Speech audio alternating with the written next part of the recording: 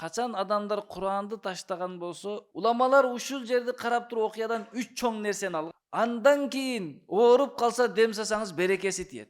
Кээ биркилер ойлоп калат экен, Куран кырсыктан.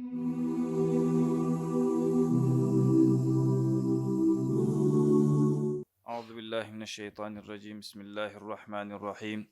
Алиф лам ра. Тилка аятул китабил мубин. Инна анзалнаху Qur'anan arabiyyan la'allakum taqilun. Allah subhanahu wa taala Qur'ani Karimdi adamdardın жашоосу үчүн түшүргөндө. Көпчүлүк учурда Qur'andan adamdardын кабары болбогондуктан Qur'an бул окуп дем салыш үчүн түшкөн деп ойлоп калат экен. Кээ биркилер ойлоп калат экен, Qur'an кырсыктаганда окуп кое турган нерсе депчи. Ал эми кээ биркилер ойлойт, Qur'ani Karim бул өлгөндө окула турган китеп деп ойлойт экен да. Qur'an деген сөздүн мааниси кайра окулган китепти Qur'an деп айтат да. Бир эле жолу окулган китепти Qur'an деп айтылбайт.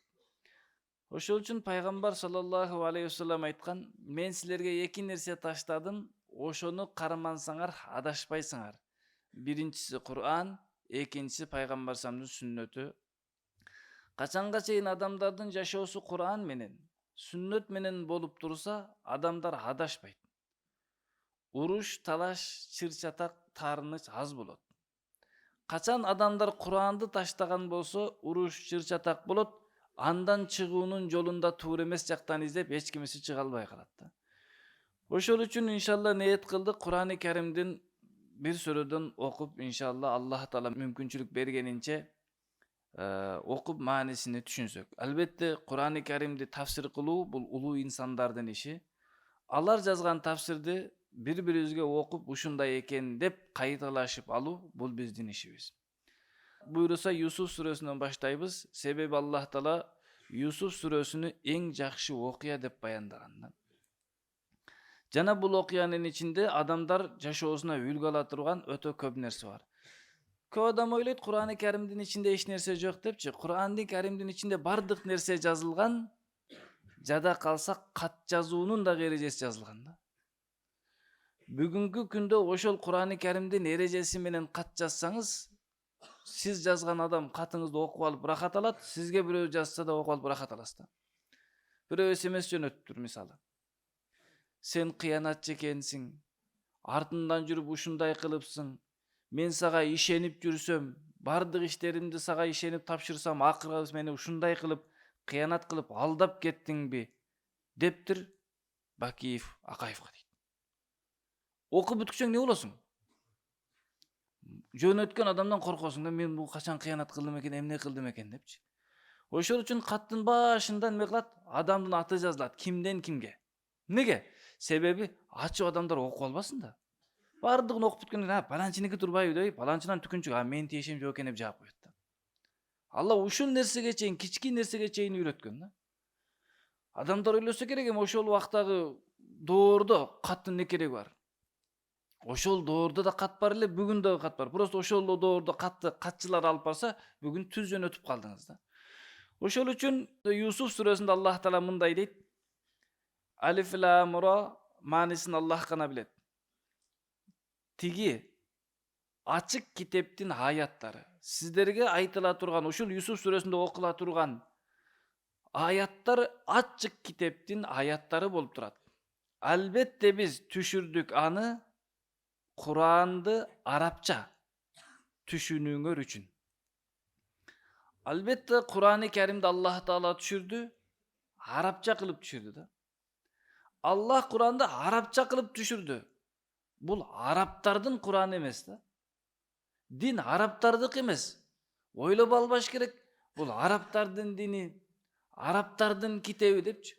Аллахтын китеби, Аллахтын дини жер жүзүнө түшүргөндө ушул Qur'ani Karimди араб тилин тандады. Уламалар айтат, Рухул Маани деген китебин, тафсир китебинде айтат, араб тили Адам алейхиссаламдын тили эле дейт. Бирок ал жаннаттагы тили болчу дейт. Жерге түшкөндөн кийин жашоодо өзгөрүп кетип, Сурьян тилиге өзгөрүп кеткен.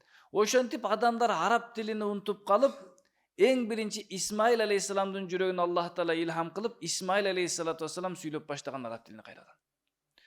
Ошондуктан Кур'ан-ы Керим арабтын тилиндеки болуп калгандыгы бул арабтардын китеби болуп калгандыгы эмес да. Ал Аллах Таала ушул тилди тандады. Эмне үчүн? Себеби эң дүйнөдөгү бай тил араб тили да. Дүйнөдө эч бир тил араб тилинчелик бай эмес да. Аллах Таала айтат: "Лааллакум таакилун", силер аны түшүнүүңөр үчүн түшүрдүк дейт да. Ооба, Кур'ан-ы Керим көптөгөн пайдасы бар. Көкүрөгүңүзгө көтөрүп жүрсөңүз да берекеси тиет. Бирок бир маселе, ошол үчүн гана түшкөн эмес да. Эң негизги максаты сиз менен биз Кур'ан-ы Керим менен жашашыбыз керек. Кур'андын нуру менен жашашыбыз керек. Андан кийин ооруп калса дем салсаңыз берекеси тиет. Кайтыш болгон инсандарга окуп бата кылсаңыз сообу тиет, арнасаңыз сообуну. Бирок ошол үчүн гана, сообун арнаш үчүн гана түшкөн эмес да. Балки Кур'ан-ы Керим сиздер менен биздердин жашообузду жол көрсөткөн эреже катары түшкөн. Улап Аллах Таала айтат: "Нахну нақуссу алейка ахсанал қасаси бима аухайна илейка хадал Кур'ан, ва ин кунта мин qablihi ламинал гафилин." Биз кабарлайбыз сага окуялардын, кысастардын эң жакшысын бул Кур'анды сага вахий кылуу менен. Албетте болгонсуң андан мурда бул окуялардан кабарсыз. Пайгамбар алейхиссалам Кур'ан түшкөнгө чейин, Юсуф алейхиссалам окуясы түшкөнгө чейин, Юсуф алейхиссалам окуясынан кабарсыз эле. Кур'ан түшкөндөн мурда Кур'андын ичиндеги окуялар, кыссалардан кабарсыз эле. Аллах айтып атат: "Биз сага кабардайбыз эң жакшы окуяны."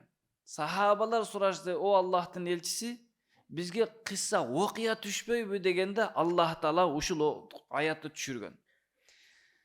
Кур'ан-ы Керимден өткөн үлгүлүү китеп жок. Умар радиаллаху анхунун доорунда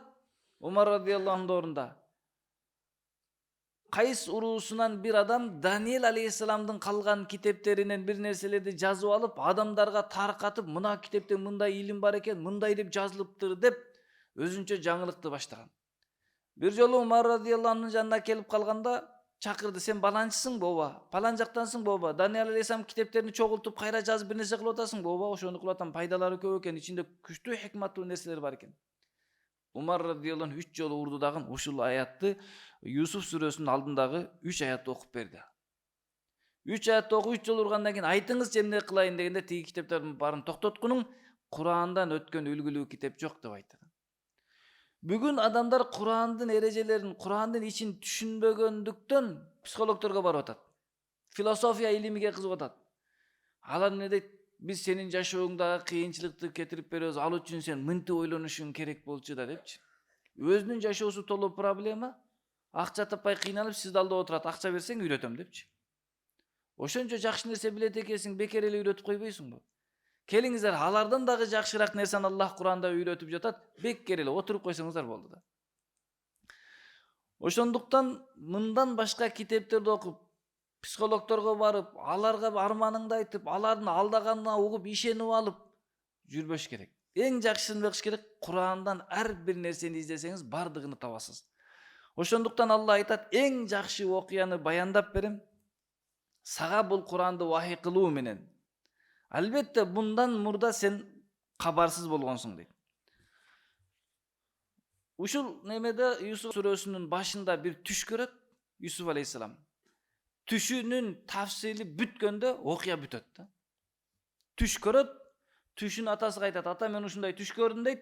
Түшү бүткөндө жашоого аткарылып не болот? Окуядагы сүрөдагы бүтөт. Юсуф алейхиссаламдын жашоо да ошондон бүтөт да. Уламалар ушул жерди карап туруп окуядан 3 чоң нерсени алган. Албетте кийинки сабактарда ар бир окуясын ар бир аяттан айтып кетебиз. Жалпы сүрөнүн ичинен 3 нерсени алыптыр дейт. Биринчиси, Аллахтын каалоосуну эч ким тоса албайт. Аллах каалаган гана болот. Юсуф алейхиссаламдын бир туугандары өлтүрөм деген ниетти каалады. Жок кылам деди. Зынданга салдырды, башка кылдырды, кул кылып сатты. Бирок Аллахтын каалоосу менен дагы даражасы көтөрүлүп кете берди. Allah'ın kudretini görüp жатtары bir uçudaç. Ушул нерсе эң биринчи үйрөнө турган. Экинчиси, адам баласы көрө албастык кылса, ошонун сенин өзү кор болот дейт да. Ушул окуянын Юсуф алейхисаламдын окуясы дейт. Далалатуха ала аннал хасада сабабун лин-нуксан. Hasad kılıp biröydü көрө албастык кылсаң, өзүңдүн төмөндөшүңө себеп болот дейт. Неге? Себеп Юсуф алейхиссалату вассаламдын бир туугандары көрө албастык кылып, бир тууганын не кылды? Кудукка таштатып жок кылабыз деп ойлоду эле, жашоолорго өздөрүнө кыйынчылык келип, суранып Юсуф алейхиссаламдын алдына барып калды. Ким көрө албастык кылса, анда өзүнүн жашоосунда кыйынчылык башталат дейт. Экинчиси дейт, анна сабра мифтахул фараж. Сабырдуулук кыла турган болсо, ар бир кыйынчылыктын ачкычы дейт. Кандай эле Якуб алейхиссаламдын жашоосунда болгондой, Ибрахим алейхиссаламдын жашоосунда болгондой, Юсуф алейхиссаламдын жашоосунда болгондой дейт. Сабыр кылды, бирок эмне кылды? Чоң-чоң ийгиликтерге жете берди. Ошондуктан иншалла ниет кылалык, Кур'ан-ы Каримди өзүбүз окуйбуз, түшүнгөнгө дагы аракет кылабыз деп, Аллах баарыбызга Кур'ан менен жашаганга мүмкүнчүлүк берсин. Эртеңки сабагыбызда Юсуф алейхиссаламдын түшүнөн баштайбыз. Субханакаллахумма ва бихамдик.